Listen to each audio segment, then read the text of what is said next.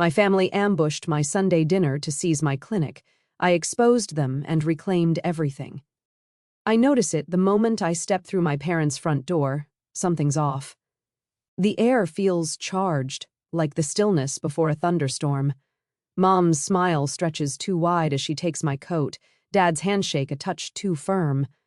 My sister, Autumn, practically vibrates with excitement, her eyes darting between our parents with that conspiratorial gleam I've known since childhood.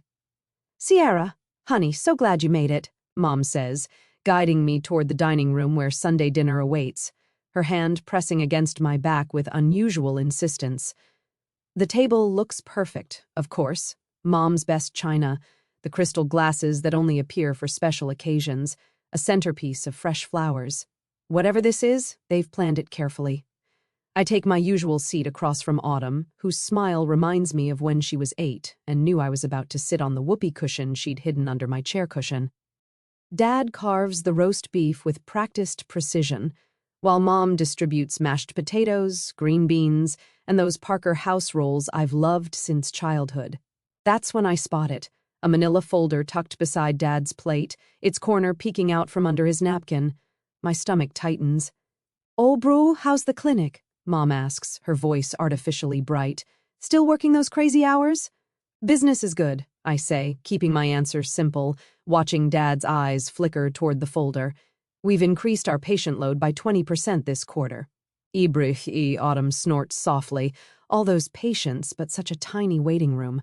Someone should really upgrade your office management." The pieces click together in my mind, a puzzle I wish I couldn't solve. Dad clears his throat, setting down his fork with a deliberate clink against the fine china. "Sierra, we've been thinking about the future of your clinic." I freeze mid-bite, the food turning to sawdust in my mouth. Mom jumps in smoothly, as if they've rehearsed this. "Family businesses need family management, dear." "Your father and I have been discussing how to keep healing hands in the family long-term. It's not a family business," I say carefully. "I built it myself." "Brew with our support," Dad counters, reaching for the folder. "And now Autumn has an excellent proposal that will benefit everyone." "Brew," my sister straightens in her chair, practically preening. "I've worked up a business plan to become your practice manager. I'd handle all the boring paperwork stuff while you focus on patients." She leans forward, eyes gleaming. "I'm only asking for a 25% profit share, which is really reasonable considering all the growth I'll bring." My heartbeat pounds in my ears. This isn't a casual Sunday dinner, it's an ambush. Memories flood back unbidden.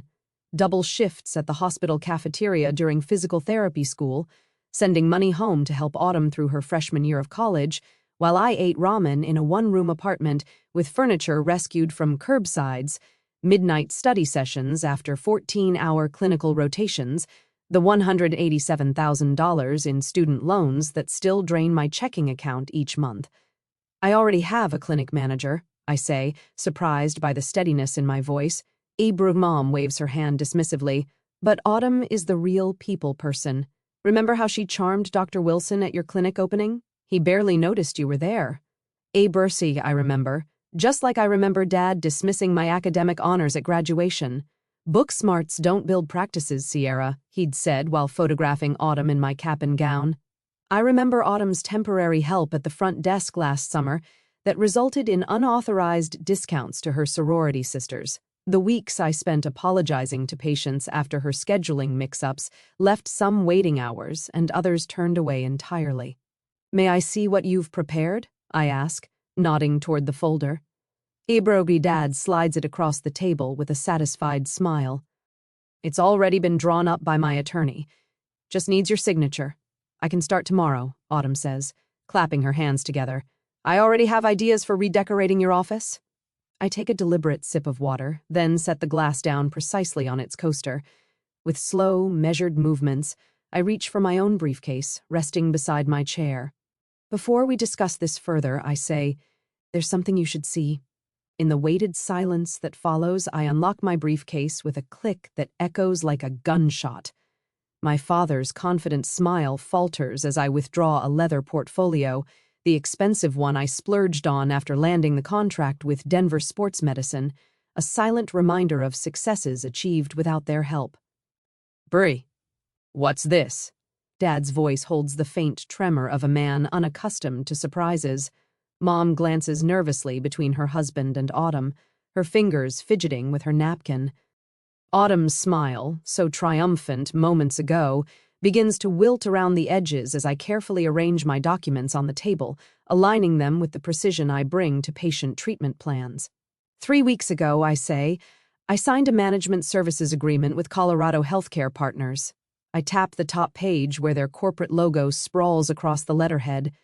They're managing all administrative aspects of Healing Hands going forward. Betrayal Dad reaches for the papers, his brow furrowed.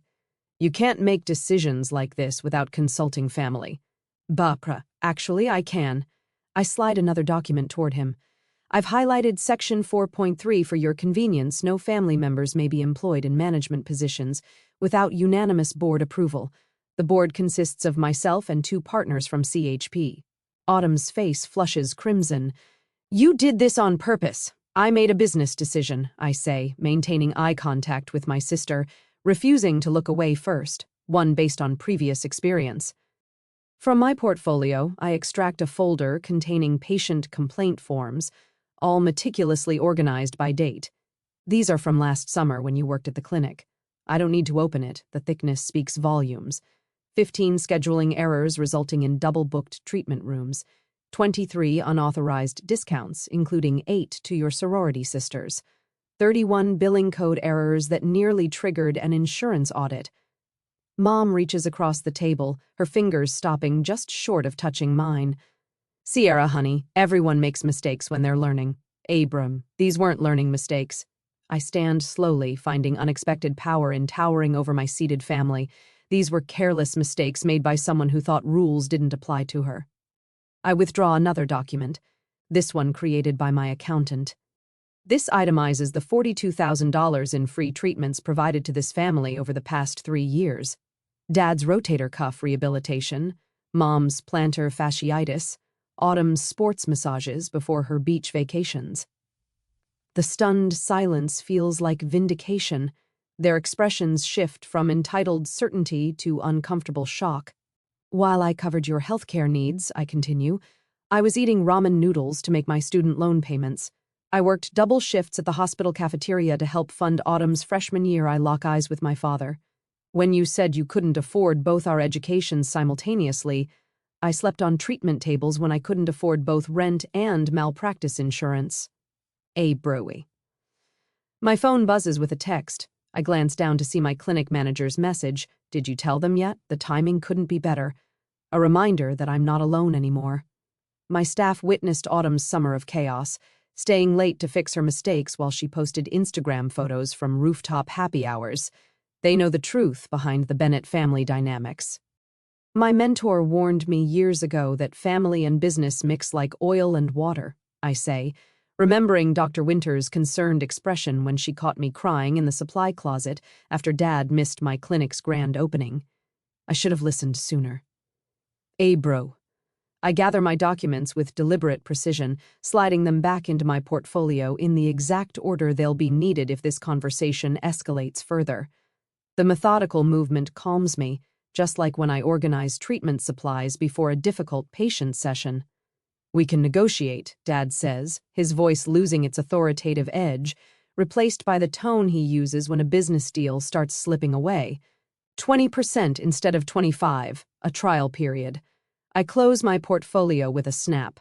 My clinic isn't your piggy bank, it's my career. Mom's hand flies to her throat, a dramatic gesture she's perfected over years of family conflicts. I never thought you'd put business before family, she whispers. The statement hangs between us, revealing everything wrong with their perspective. In their minds, my success exists to benefit them. My clinic represents not my achievement, but their opportunity. I'm not putting business before family, I reply, my voice steadier than I feel inside. I'm putting boundaries before exploitation. Autumn pushes back from the table, her chair scraping against the hardwood floor. You've always been so dramatic, Sierra, acting like you did everything yourself when we've always supported you. Has supported me? I raise an eyebrow. Exactly. Was it during my graduation when Dad was taking photos of you in my cap and gown? Or when Mom told Dr. Wilson I was just the medical person at my own clinic opening. The memories surface like air bubbles in water, quick, sharp, impossible to stop once they start rising. Remember my 12th birthday when I got a card while Autumn received a new bicycle? Or my high school valedictorian ceremony where no family members attended because Autumn had a cold? Ebras. I zip my briefcase closed. Your support has always been conspicuously absent when it mattered. Dad stands now, too, his height no longer intimidating as it was throughout my childhood. You've changed, Sierra. Success has made you cold. No. I meet his gaze without flinching. Success has made me visible, and you don't know what to do with a daughter you can't ignore. I lift my briefcase from the chair, surprised by how light it feels compared to the weight I've carried for years. For the first time since entering their house, I take a deep breath that doesn't hurt my chest. I'll see myself out. I turn toward the door, then pause. Oh, and starting next month, family treatments will be billed at standard rates. Our charity program is reserved for patients who can't afford care, not those who simply prefer not to pay. Behind me, I hear my mother's shocked intake of breath, my father's muttered curse, and Autumn's theatrical sob. But for once, their reactions don't pull me back into the familiar dance of appeasement. I step out into the evening air, where my phone buzzes with another message from my clinic manager. We're all here for you. And for the first time in my life, I truly believe it. I, too, that night at my apartment, memories flash back. My 12th birthday fell on a Tuesday in April, unremarkable except for the math test I aced and the single card propped against my cereal bowl that morning. 2 weeks later, Autumn turned 10 and received a gleaming teal bicycle with streamers on the handlebars and a wicker basket for collecting neighborhood treasures. I watched from our front porch as she circled the driveway, our parents clapping with each wobbly lap. "Sierra, take a picture of your sister," Dad called, tossing me his camera. "This is a milestone." I angled the viewfinder to capture Autumn's beaming face, her hair catching sunlight as Dad steadied the bike seat. Mom waved a handkerchief like she was sending off royalty. "Remember when I got my first bike?" I asked later, helping Mom with dishes while birthday cake crumbs still dotted the kitchen table. "Ebru," she paused, sponge suspended. "You were a practical child, Sierra. You always wanted books instead. But I hadn't. I'd circled bikes in catalogs for 3 years running. High school graduation brought academic honors, valedictorian, science medal, full academic scholarship to Colorado State. The auditorium buzzed with proud parents clutching bouquets and cameras. Mine arrived 7 minutes after my speech, slipping into back row seats as I returned to mine. Traffic was terrible, Mom whispered when they found me afterward, empty-handed. But we're here for Autumn's dance recital tonight. You're coming, right? Bro, the pattern repeated through college. My Dean's List certificates arrived by mail at our family home, remaining sealed on the kitchen counter for weeks. When physical therapy school graduation finally arrived, I stood alone after the ceremony until Autumn waved from across the quad. "There you are!" She grabbed my mortarboard. "Dad wants pictures of me in this. You don't mind, right?" For 20 minutes, I watched my parents photograph my sister wearing my hard-earned cap, their backs to my honors cords, and the diploma case clutched in my hands. "Book smarts don't build practices, Sierra," Dad said later, returning my cap without meeting my eyes. 4 years after graduation, I'm hunched over my laptop at midnight, the clinic dark except for my office light. Loan statements glare from the screen, $187,000 remaining, the monthly payments larger than my rent. Meanwhile, I'd just transferred $1,200 to Autumn for her temporary housing crisis, following her 4th job change in 2 years. My own apartment remains furnished with roadside rescues, a coffee table with uneven legs, a sofa that smells faintly of previous owners no matter how much I clean it. The sound of my stomach growling echoes in the empty clinic. The bank manager's voice still rings in my ears from that morning's appointment. "Without a CO signer or additional collateral, Miss Bennett, we simply can't approve this business expansion loan." I'd nodded politely, tucking the rejection letter beside the others in my bag, not mentioning that my parents had refused to co-sign but had purchased Autumn a new car the previous month, because she needs reliable transportation for interviews. The treatment table becomes my bed that night. I curl onto the paper-covered vinyl, wrapping myself in a patient blanket after 16 hours of back-to-back appointments, followed by insurance paperwork. The cleaning crew finds me there at 5 in the morning, still clutching spreadsheets. 6 months later, when Healing Hands physical therapy finally opens in its own space, not just a rented room in someone else's clinic, my parents stop by for 15 minutes between Autumn's bridal shower and their dinner reservation. "It's nice," Mom says, glancing at her watch, like a real doctor's office. Abrahi, Dad, peers at my framed credentials. "Just remember, it's always about the people, not the degrees. They leave before the small reception begins, missing the champagne toast from my 3-person staff and the ribbon-cutting photo for the local business journal. The summer Autumn helped at the front desk becomes a professional nightmare. Her sorority sisters receive unauthorized discounts while regular patients find their appointments rescheduled or canceled entirely. Insurance forms pile up unprocessed until late-night hours when I discover them stuffed into desk drawers. They were so boring, Autumn explains when confronted. Besides, they're just old people with Medicare. They don't have anywhere important to be. After she leaves, I spend weeks making personal calls to every affected patient, rebuilding trust one apology at a time. The turning point comes unexpectedly during a meeting with Blue Shield's regional provider representative. The stern-faced woman across my desk has rejected our previous 3 claims submissions. "Ms. Bennett, your documentation simply doesn't meet our standards for—" I slide a folder across the desk, interrupting her practiced rejection. "These are revised protocols I developed, specifically addressing your guidelines. I've cross-referenced each treatment code with your latest manual." Her eyebrows rise as she flips through meticulously annotated pages. "You did this yourself?" "Brewer every night for 3 weeks. Her assessment is blunt. Most providers just argue or give up. 3 days later, the insurance company approves our entire claims backlog. Within months, physician referrals increase as word spreads about our exceptional documentation and outcomes. The first profitable month arrives after 2 grueling years. I stare at the accounting software late one night, verifying the numbers 3 times before allowing myself to believe them. No one is there to celebrate with me, but for once, the silence feels like power rather than abandonment. I realize something profound as I lock up that night. My invisibility has become my superpower. While my family focused on Autumn's charm and social connections, I built something substantial in the shadows.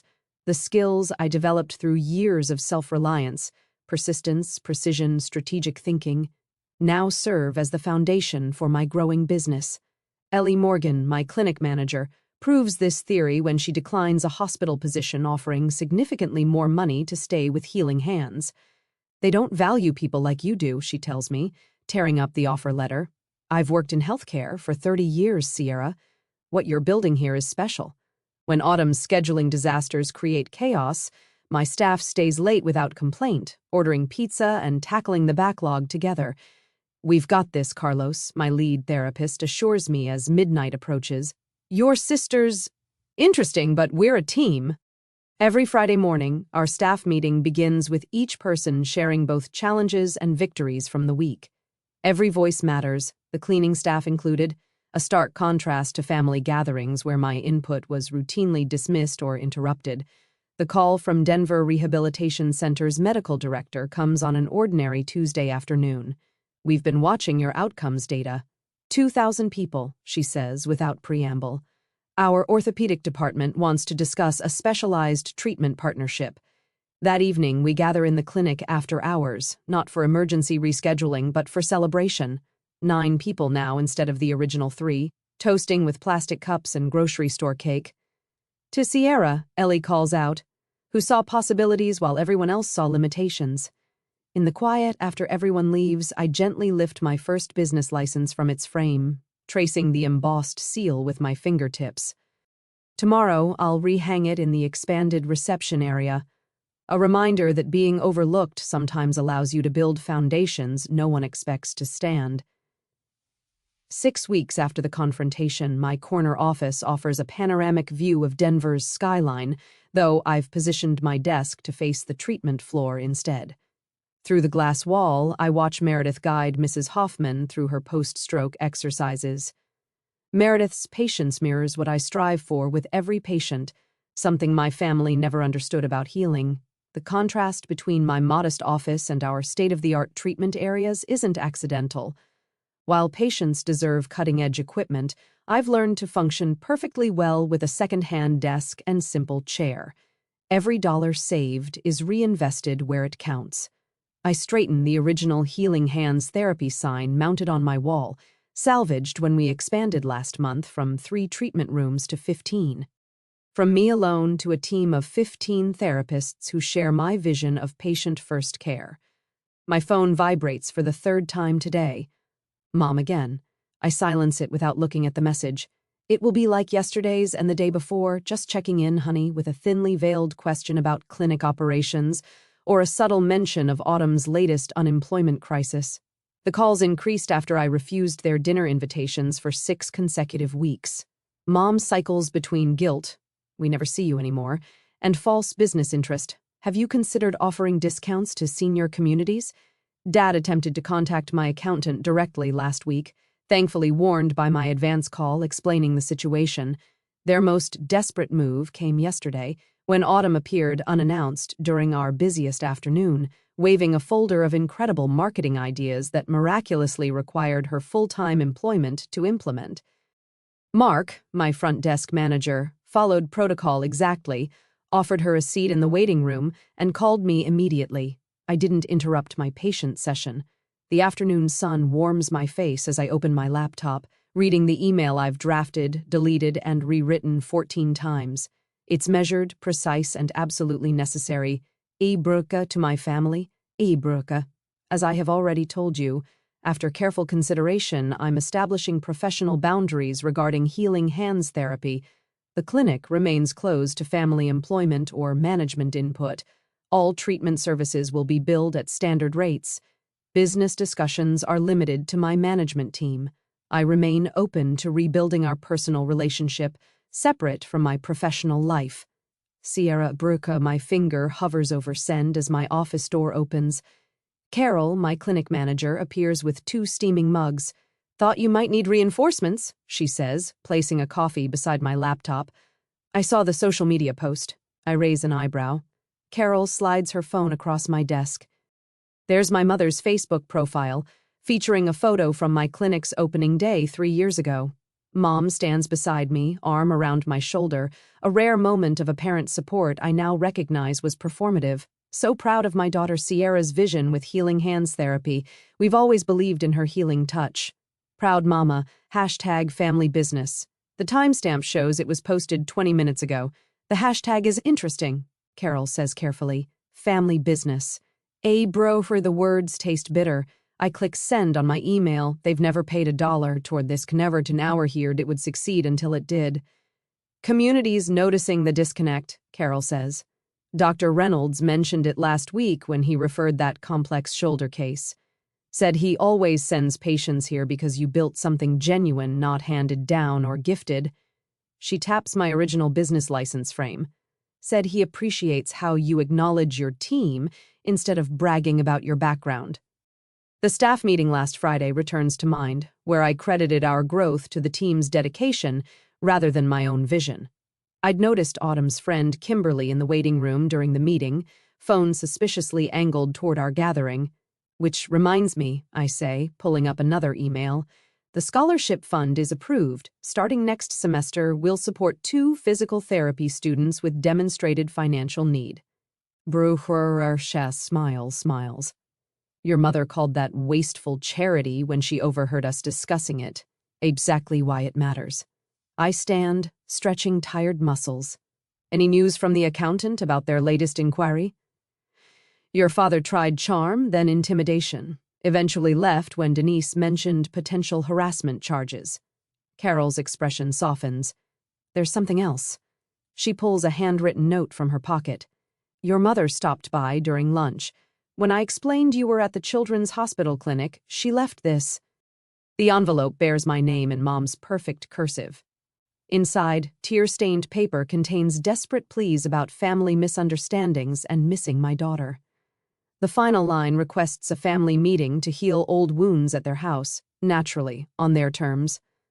My phone chimes with a text from Autumn. "Miss you, big sis. Can we talk? Just us?" Carol watches me process these latest maneuvers. "Brie, your father's letter arrived in yesterday's mail, too," she says. Very formal, suggesting family mediation with his attorney present. Aha, I laugh without humor. The tables have turned. Their friends are asking questions. Community members are noticing discrepancies between their claims and reality. Through the window, I watch two therapists I hired from disadvantaged backgrounds guiding patients with the skill and compassion I've fostered in our clinic culture. The afternoon sun illuminates our expanded treatment floor, built from my vision, my labor, my persistence, despite years of family dismissal. "What will you tell them?" Carol asks. I place the note in my desk drawer, joining other manipulative family communications I've documented meticulously. When they're ready for a relationship that doesn't involve exploiting my success, I say, "I'll listen." Until then, my priority is protecting what I've built.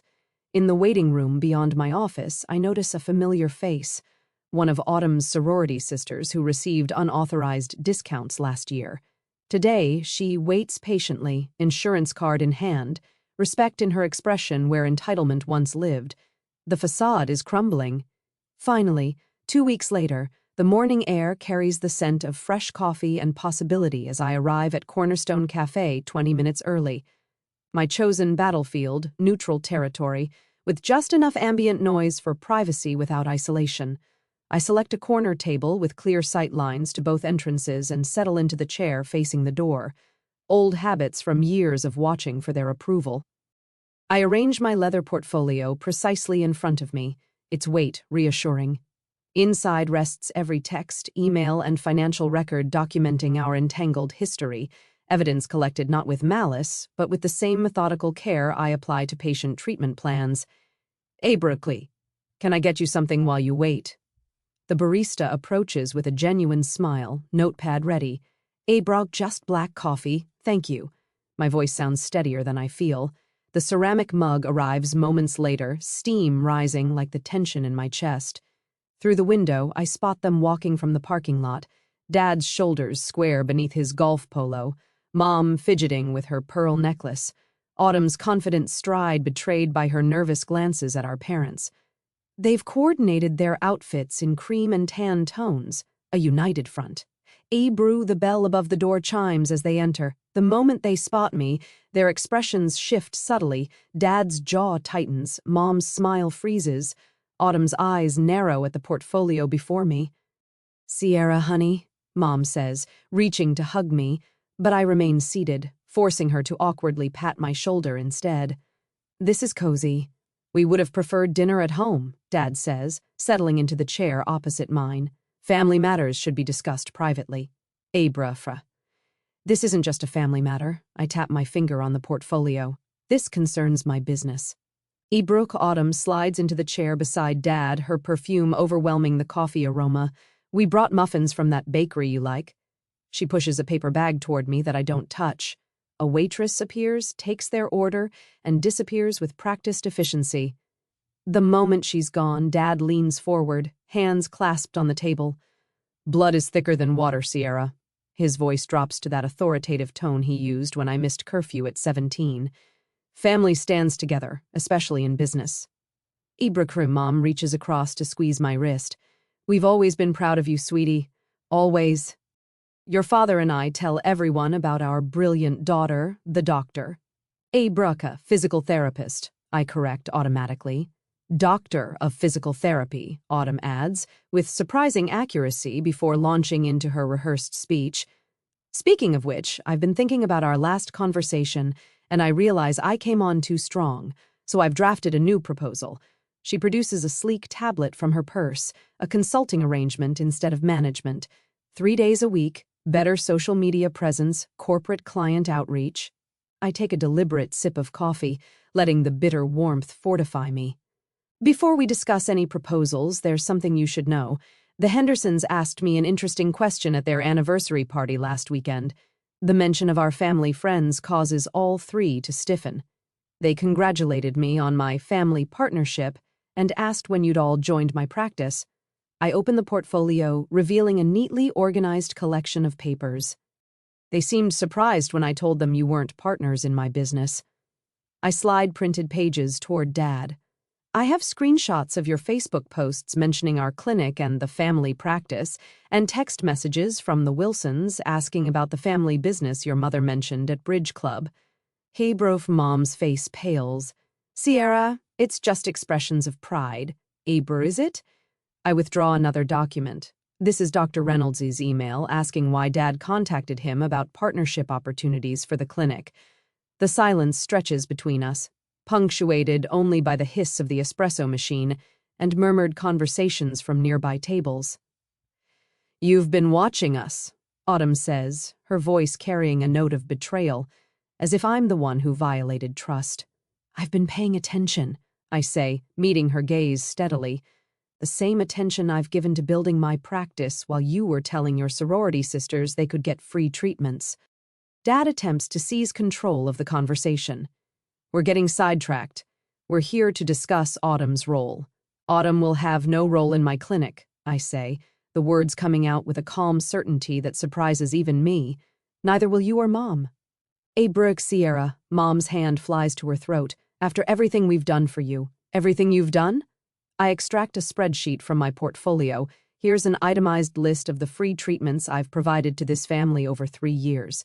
Market value, $42,735. Here are the loans I gave Autumn during my first 2 years of practice when I could barely make rent. $16,450 still unpaid. Brooke, Autumn's face contorts. You said those were gifts. Abra said we'd figure it out later. It's later. Brooke at Dad's businessman mask slips for the first time. You can't possibly expect repayment after all we've... after all you've what? I cut him off, voice level but firm. After you missed my doctoral hooding ceremony for Autumn's sorority fundraiser? After you told Dr. Wilson I was playing at business until I found a husband? After you dismissed my clinic opening as just another job? Bro. I place my palms flat on the table, steadying myself. These are my terms for any future relationship. First, my business decisions are mine alone. No input, no suggestions, no contacts with my colleagues. Second, any treatments for family will be billed at standard rates. Third, no more describing yourselves as partners or owners in my business. Mom's artificial composure crumbles, tears welling in her eyes. Genuine ones this time, not the performance drops she typically deploys. You can't mean this, she whispers. We're family. Family respects boundaries, I answer. Family celebrates achievements instead of trying to claim them. Dad's face darkens with frustration. This is absurd. We never thought you'd actually succeed on your own. We were trying to help secure your future. The truth slips out so easily, so naturally, that he doesn't even seem to realize what he's admitted. After all these years, all my work, all my sacrifices, they never believed in me. Autumn's carefully constructed mask falls completely. It's not fair, she hisses. You get everything, the respect, the fancy title, the business. What about me? I'm stuck in a cubicle while you play hero in your precious clinic. There it is, the raw envy beneath the manipulation, the resentment beneath the charm. I close my portfolio with a decisive snap and stand. I built everything I have while supporting this family emotionally and financially. I'm not playing at anything, and I'm done being invisible. Bro. I leave exact change for my coffee on the table and walk away. Behind me, I hear Mom's quiet sobs, Dad's harsh whisper to Autumn, the scraping of chairs, but I don't look back. For the first time in my life, I'm moving forward without checking if they approve.